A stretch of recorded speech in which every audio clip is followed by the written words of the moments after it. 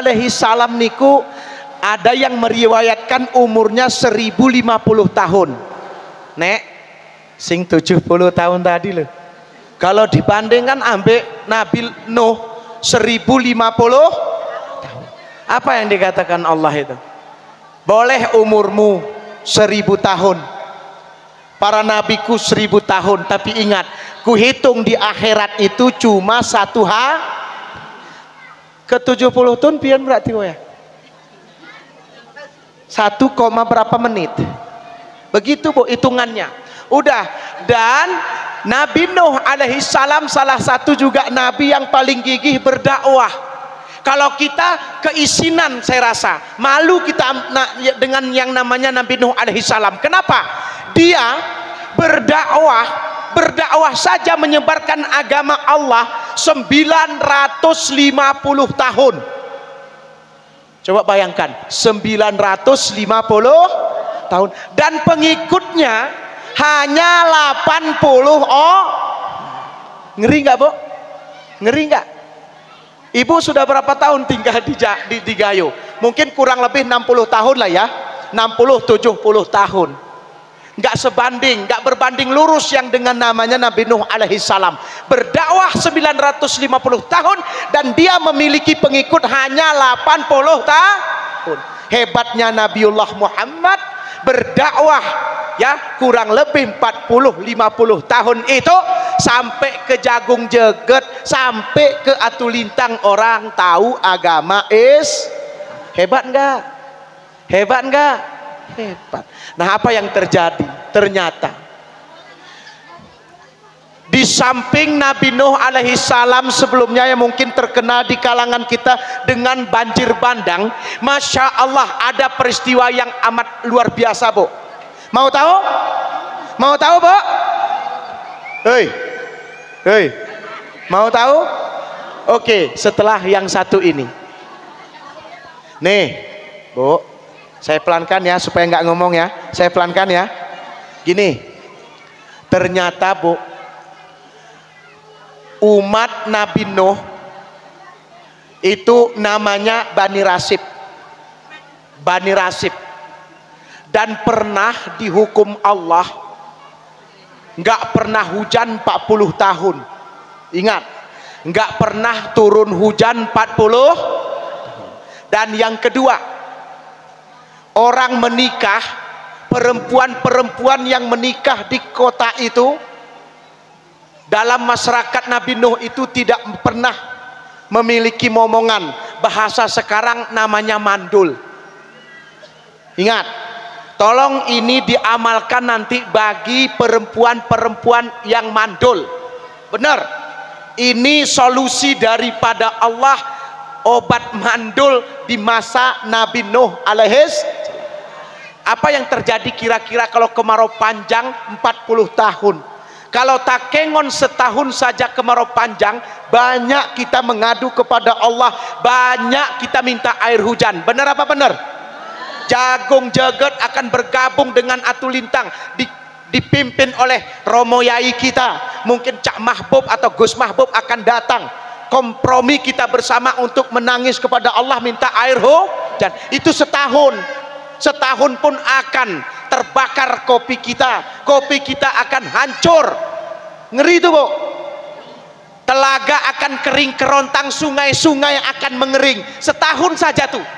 Coba bayangkan 40 tahun menikah tak punya anak. Ngeri apa ngeri? Ngeri bu. Masya Allah, datanglah para jamaah, para umat Nabi Nuh mendatangi Nabi Nuh. Ya Nuh alaihis salam, kira-kira ada nggak dari Tuhanmu solusi? Karena mereka terkenal dengan kesyirikan, menyembah berhala. Coba bayangkan, menyembah berhala. Mereka itu menyembah, ya Allah, iblis lah pokoknya. Makanya kalau ada menyembah iblis, tolong berhenti. Tolong berhenti. Di dunia mungkin boleh aman, tapi di akhirat kita akan dikecam. Kita nggak mau dilayani oleh para malaikat, nggak mau dilayani oleh Allah. Ingat itu. Orang yang berbuat kesyirikan Itulah di zamannya Nabi Nuh itu terjadi. Singkat cerita, coba baca nanti surat Nuh ayat 10 sampai 12. Nggih, Bu?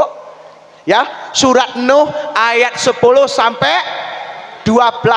Apa yang diperintahkan Allah dan disampaikan oleh Nuh. Fakultu astaghfiru, wahai umatku. Ya, wahai umatku, ketika Nuh berkata, beristighfarlah engkau kepada Allah atas nama dosa-dosamu, minta ampunlah, maka Allah akan menurunkan air hujan.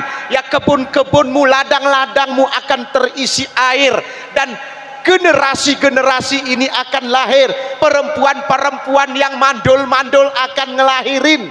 Itu Bani Rasib.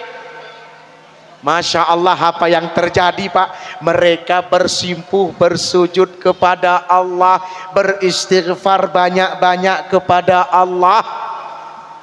Air hujan turun, dan perempuan-perempuan pun kala itu ya melahirkan. Yang sudah menikah 40 tahun pun mereka juga melahirkan.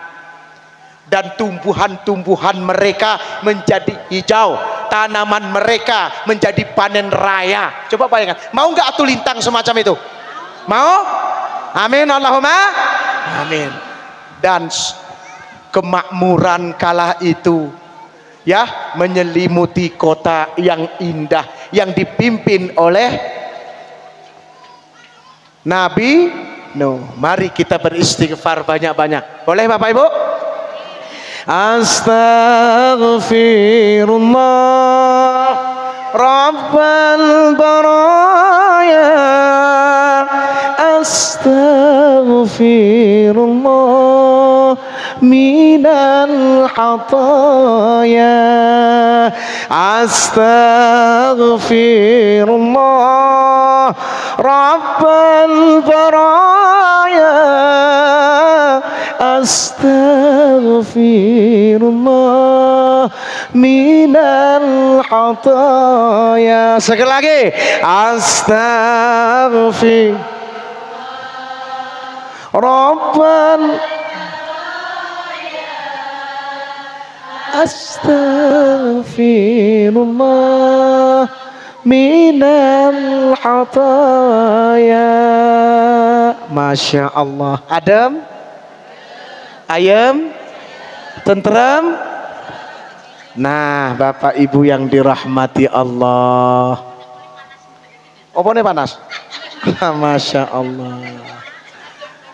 Setelah Ramadan kemarin ya, mungkin selain pesantren, selain Romo Yai, selain orang-orang yang mau moco Al-Quran ya, tambah sepi. Benar apa benar? Kemarin rajinnya Masya Allah, nggak mikiri makanan dan minuman. Benar apa benar?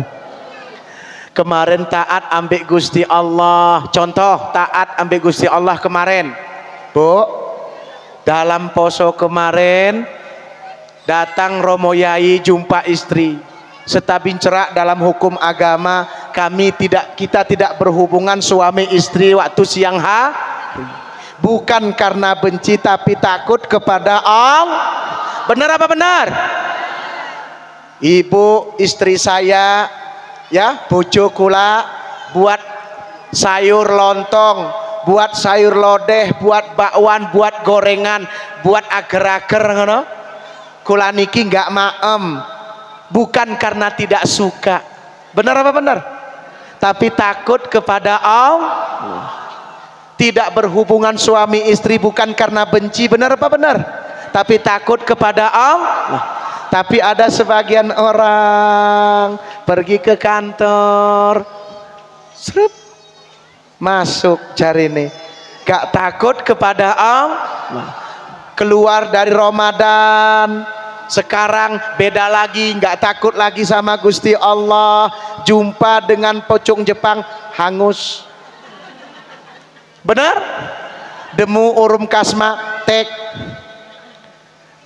Jumpa dengan pokat hijau, hangus.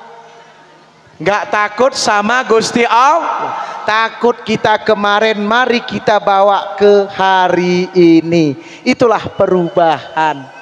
Kemudian kemarin rame-rame kita mau Al-Quran, nggih? Nggih? Iya, sekarang nggak ada target-targetan lagi. Kemarin ada grup-grup, ayo berapa juz? 2 hari 2 juz, 2 hari 3 juz. Sekarang mikirnya juz pokat, mikirnya juz kurma gitu loh. Ya udah gimana? Al-Quran itu dijadikan sebagai wa nunazzilu minal qur'ani ma huwa shifaa'u wa rahmah. Ya, wa nunazzilu minal qur'an ma huwa shifaa'u wa rahmah.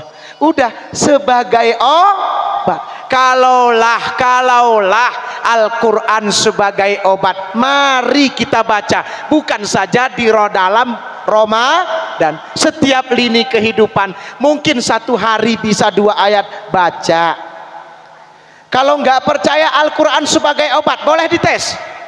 Boleh dites nggak sekarang? Boleh? Boleh nggak kita tes? Kalau boleh biar saya coba. Atau nanti coba sampai pulang rumah. Mau nggak? Dah, Bu, di dalam rumah tangga niku kan sering ribut ya. Itu bumbu-bumbu cinta namanya. Kalau nggak ribut pun orang gimana ya? Nggak enak. Jangan kira kula niki, Gus Mahbub, Romo Yai nggak ribut, tapi masih bisa mengantisipasi. Nah, pulang dari sini kalau suaminya suka ribut-ribut, atau bapak pun dicerewetin sama perempuan atau istrinya di rumah, ambil Al-Quran. Contoh, kepek ibu-ibu nih ngomong, pulang bapak atau bapak dimarahi sama ibu-ibu, Pak ambil Quran terus. Ibunya sambil marah, kita tunjukkan Al-Quran sebagai obat. Ambil Al-Quran, bacakan. Bismillahirrahmanirrahim. Inna lillahi wa inna ilaihi raji'un. Loh, benar apa benar? Hah? Anak kena sibonan pasti. Lagu keni abang, laku mati. Ya udah. Obat. Kalau ada berani, ya coba ibu berani kalau bapak baca Quran kayak gitu. Aku disuruhnya mati pula. Nah, masya Allah. Ya wes. Terus kalau bapaknya marah-marah, ibu pulang dari kebun, bapaknya marah-marah. Mungkin beliau pun capek marah-marah. Ambil wudhu, ambil Quran, bacakan depan bapak tuh. A'udzubillah. Takut pun nggak apa-apa, kan takut kita. Takut. A'udzubillahi minasyaitonirrajim. Bismillahirrahmanirrahim. Kullu nafsin za'iqatul maut. Sampai 7 kali baca. Kullu nafsin za'iqatul maut. Lari bapaknya itu. Itu. Benar apa benar? Benar apa benar? Saya sudah pernah coba. Akhirnya istri saya ngomel. Mau marah kita baca Quran, lari dia masuk kamar. Sampai kamar, ya udah, santai aja gula kan, wis mari wis. Tuh, mau nggak begitu? Ya mau lah, harus mau lah, biar nggak ribut. Bapak Ibu yang dirahmati Allah. Kemudian tempat mengadu kita sudah jelas kepada Gusti Allah. Jangan ngadu ke Facebook. Betul apa betul? Ini wajah-wajah ini ngadu ambek Gusti Allah. Ribut sama suami, jangan ngadu ke ribut sama Pak Gecek, jangan masuk Kenapa? Facebook itu dinding ratapan, itu bahasa Yahudi. Jelas? Boleh kita berfacebookan yang baik-baik, imbangilah. Nanti kira hurum sirawan, kira hurum tetangga ngadu ke Facebook. Patut gerebetih jemaah, ngebetih jemaah saradonya. timbul fit. Betul-betul ibu orangnya. Masya Allah. Astaghfirullah Rabbal baraya. Astaghfirullah minal hataya. Astaghfirullah Rabbal baraya.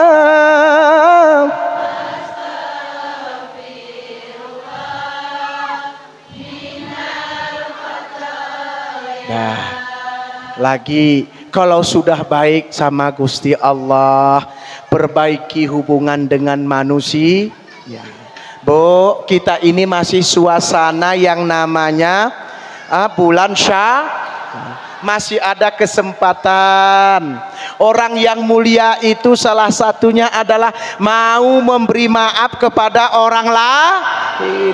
Kesalahan Pak Camat maafkan, kesalahan Romo Yai maafkan.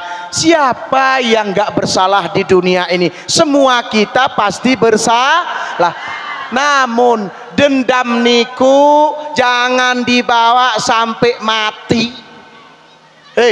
Nek, umurnya sudah 70 tahun, sudah diberikan Allah itu bonus, gak mau tobat-tobat.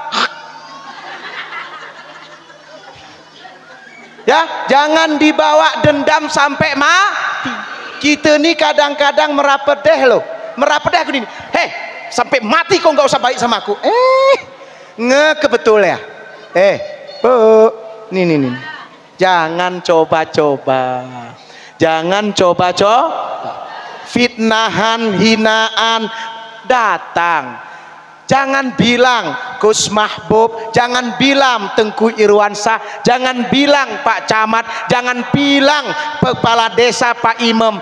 Pasti digunjing orang, itu sudah pasti. Namanya kehidupan.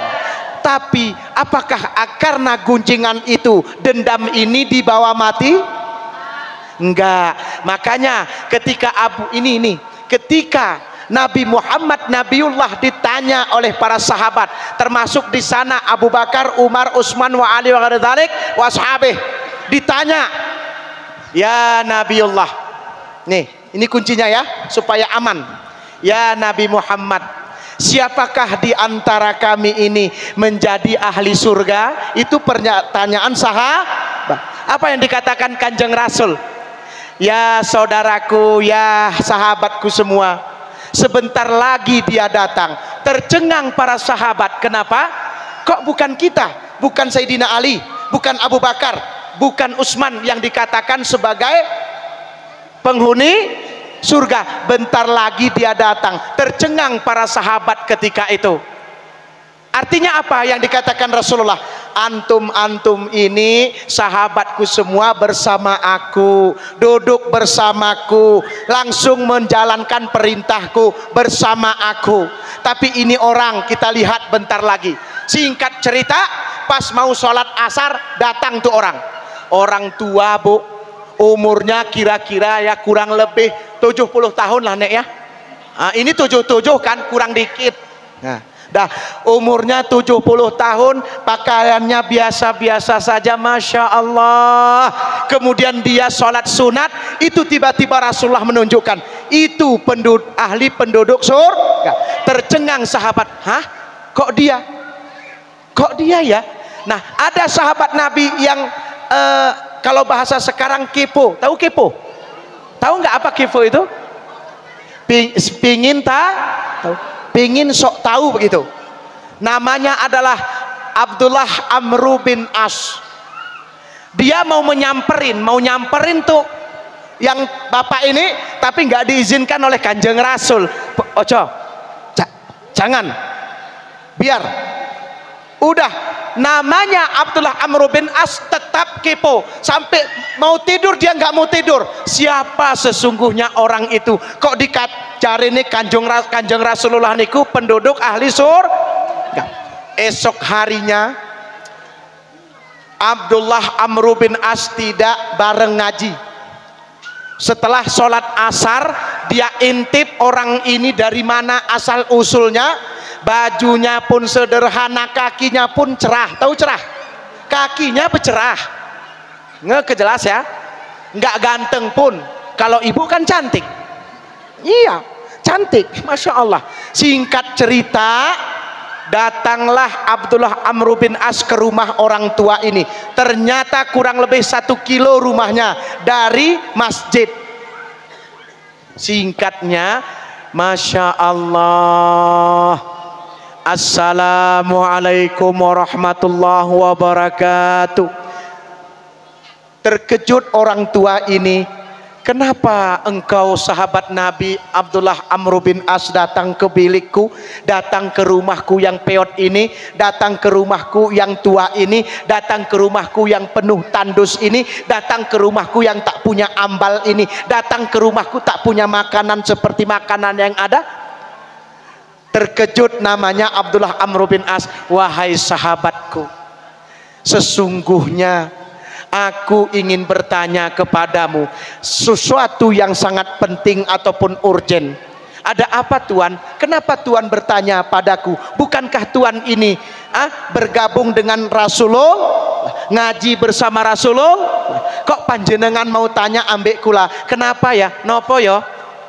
Gini Tuan, kami kemarin bertanya kepada Rasulullah, siapakah di antara kami menjadi penduduk ahli surga? Rasulullah menjawab, selama 3 kali kami bertanya, dia tunjuk engkaulah orangnya. Kula niki mau tahu apa sesungguhnya kelebihanmu. Apakah engkau waliullah? Apakah engkau seorang yang diutus? Tidak, saya ini orang biasa-biasa saja. Dan saya masyarakat awam. Saya sangat malu kalau jenengan datang ke sini, dan kula niki keisinan kalau gabung ambek panjenengan. Lek panjenengan niku gabung ambek Kanjeng Rasulullah. Kok tumbenan jenengan datang ke aku? Ya udah, ya Tuan, jangan terlalu merendahkan hatimu. Kula niki mau bertanya, tolong jawab. Kalau engkau bukan ahli ibadah, kalau engkau bukan ahli segala-galanya, apa yang menyebabkanmu dikatakan Rasulullah sebagai ahli daripada suarga?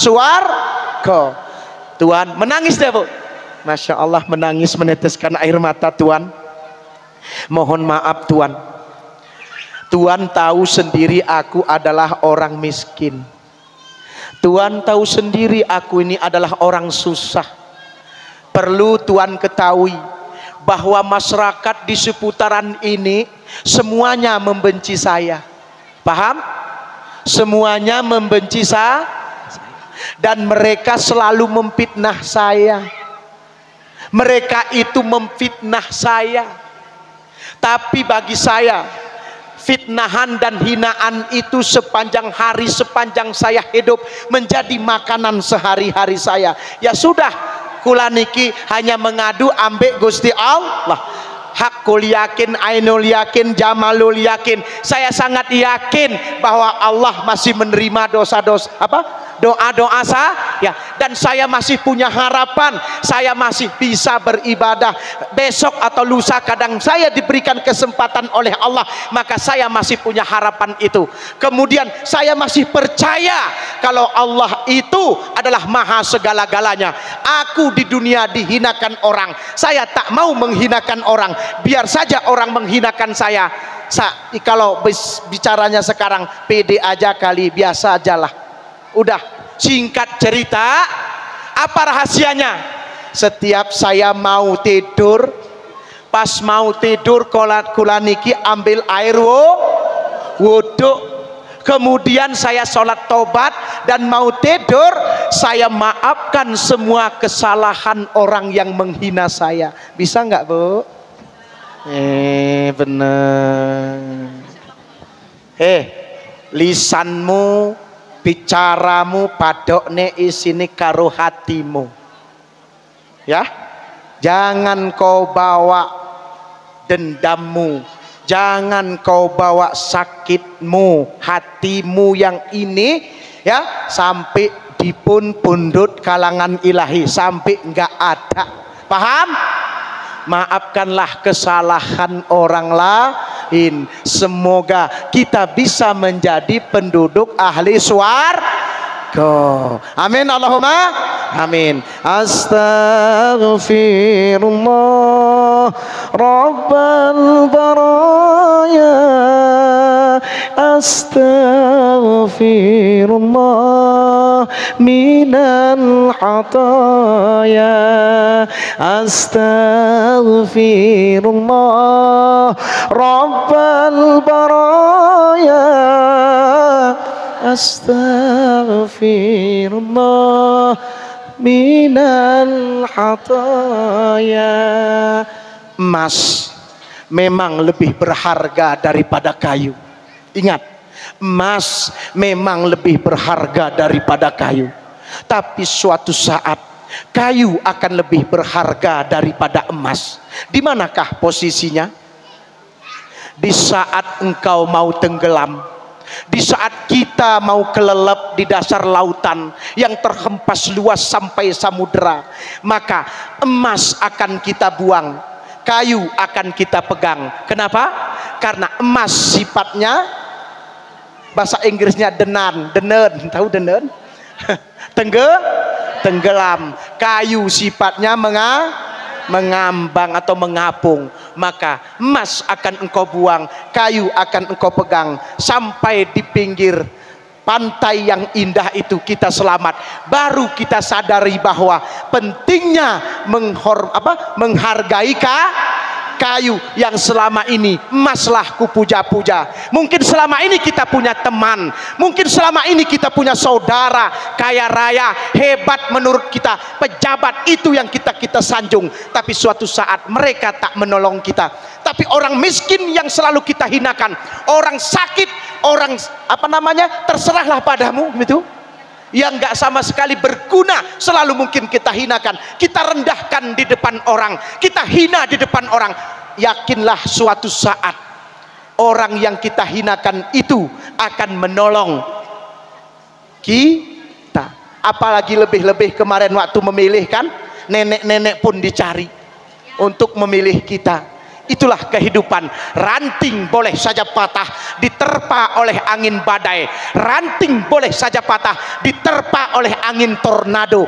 Tapi ingat, persaudaraan kita di Atulintang di Kabupaten Aceh Tengah yang terbentuk dalam kebinekaan, yang terkonsep dalam bahasa Nabi, la yu'minu ahadukum hatta yuhibba li akhihi ma yuhibbu li nafsihi. Tidak beriman seseorang di antara kamu sebelum engkau mampu mencintai orang lain seperti mencintai dirimu sendiri. Assalamualaikum warahmatullahi wabarakatuh.